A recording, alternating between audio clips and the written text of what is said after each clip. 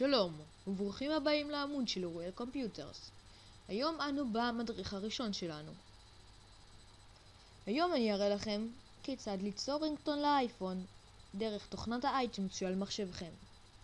כנסו לתוכנת האייטיונס. בחרו ברשימת המיוזיק שלכם את השיר הרצוי. לחצו קליק ימני עליו, Get Info, Options.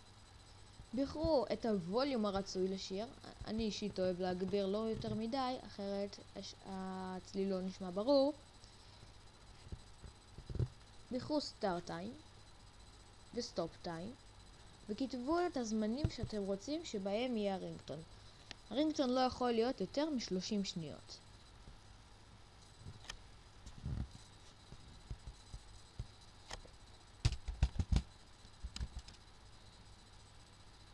לחצו על אוקיי. לאחר מכן בדקו עוד פעם שזה עובד. יפה.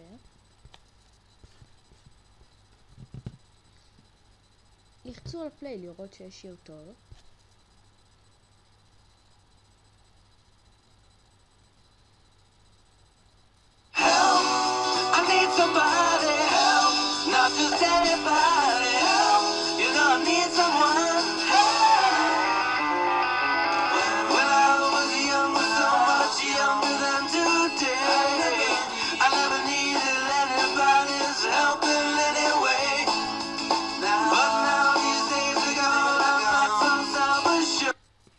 מצוין, ראיתם? השיר הפסיק ב-30 שניות כפי שרציתי.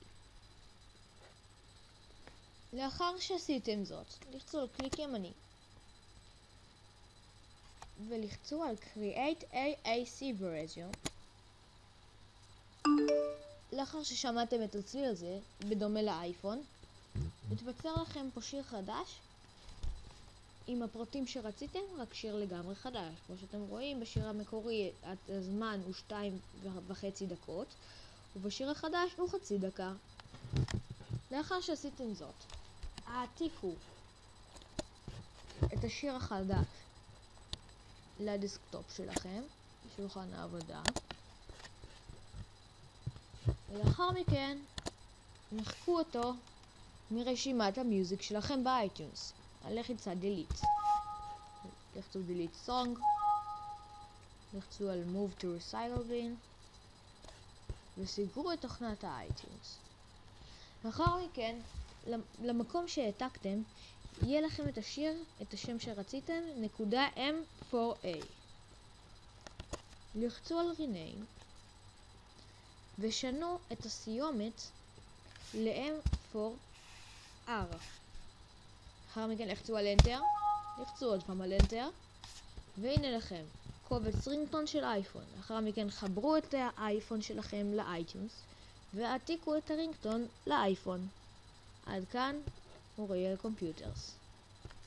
תהנו.